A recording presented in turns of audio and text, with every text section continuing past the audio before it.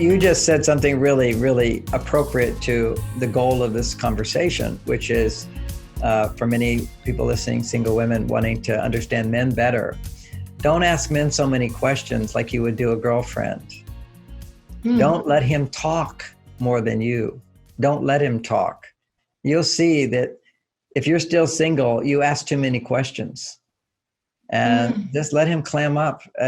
Ask a few questions. Make sure that if you ask him, if there's nothing happening, you can always ask a question.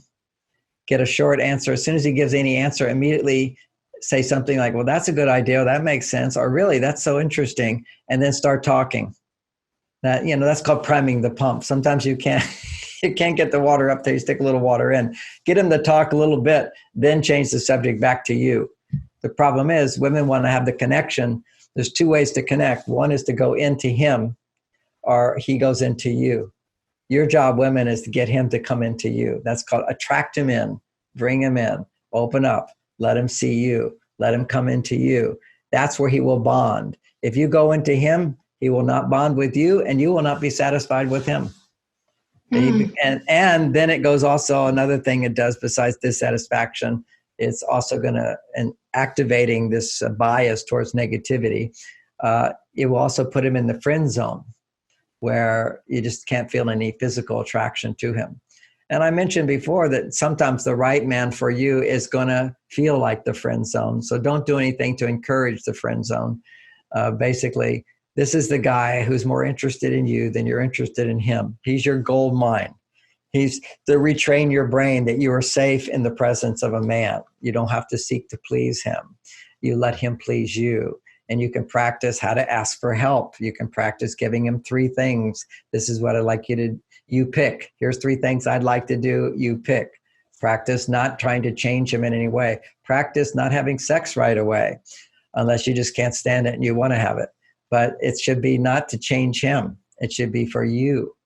See, many women feel so burnt because they had sex with a guy and he doesn't call back. And I go, why does it hurt? Well, you didn't call back. I said, so you were expecting more from him.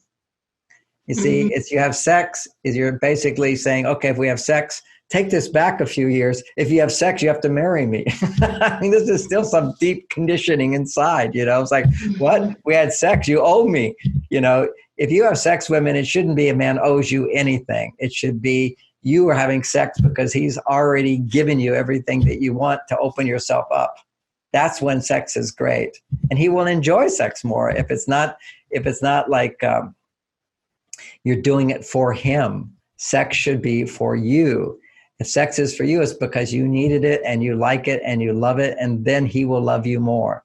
So that's the wisdom of waiting.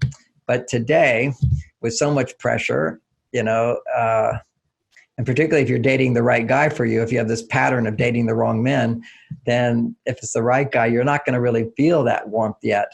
And he's going to probably be too shy to put the moves on. But if he does make the moves, there's so much pressure on men to have sex right away in a relationship.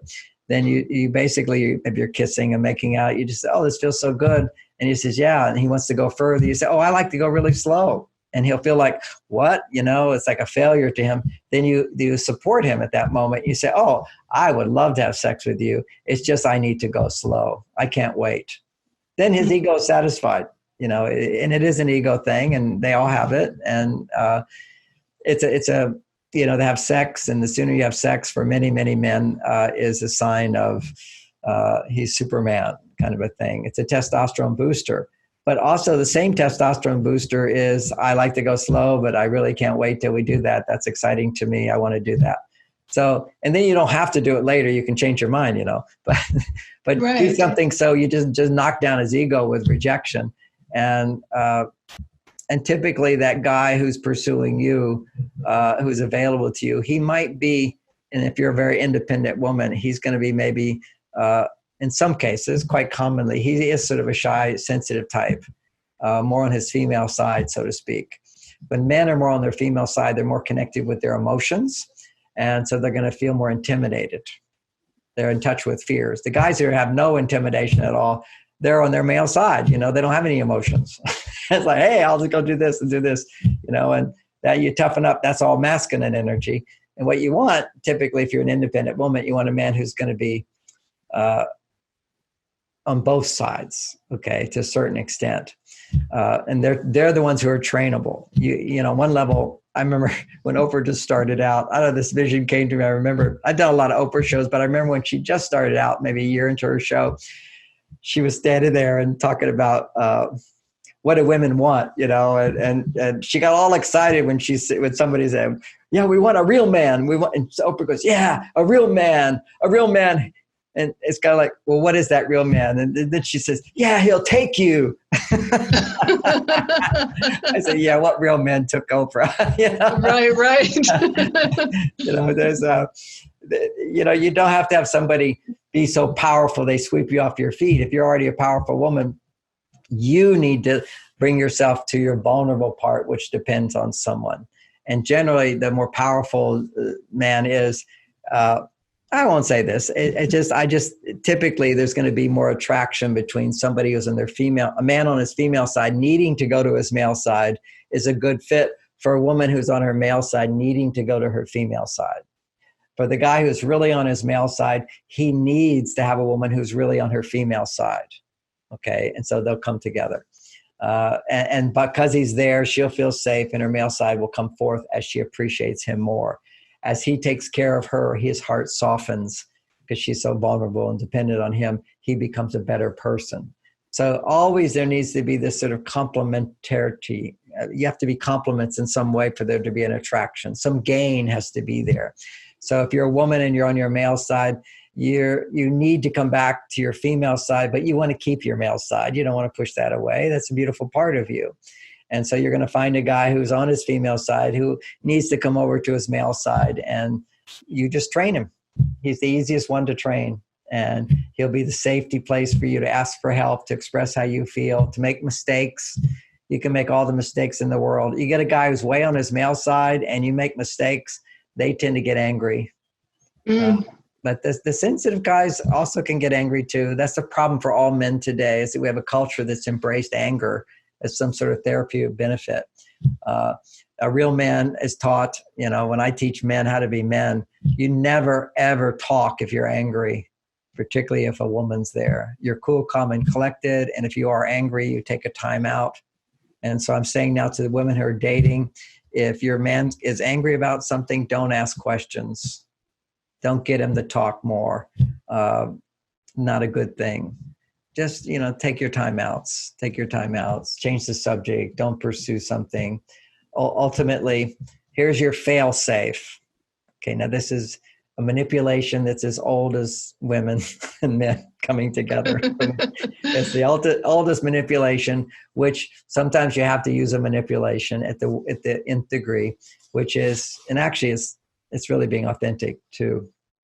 And that's, you're right, I'm wrong. You say that to a man, you'll calm him down. It's a fail-safe, just as a fail-safe. You don't use it often, but now the truth is, any woman who has a complaint about a man comes to me in the office. Within 20 minutes of hearing the whole story, I can tell her 10 mistakes she's made. She's wrong too. He's wrong for sure. He did all this blah, blah, blah, blah, blah. But so is she. And she doesn't see it. That's why women need to research. Beyond Mars and Venus, my book explains how women on their male side make all these mistakes. Because in that book, you'll see how you have contributed to the problem. I truly have experienced the innocence of women where some women know how they create problems. Some women consciously do it, but only after they unconsciously created problems. They don't realize how they unknowingly sabotage relationships by giving men what women would want and not what men need. Are not realizing the significance of like a complaint. Why complain? Complaining doesn't even work. Women complain, he did this. And I said, oh, did he change? No, he didn't change. Now you're complaining about that. That's good. Complaining doesn't work. Well, how do I get him to change?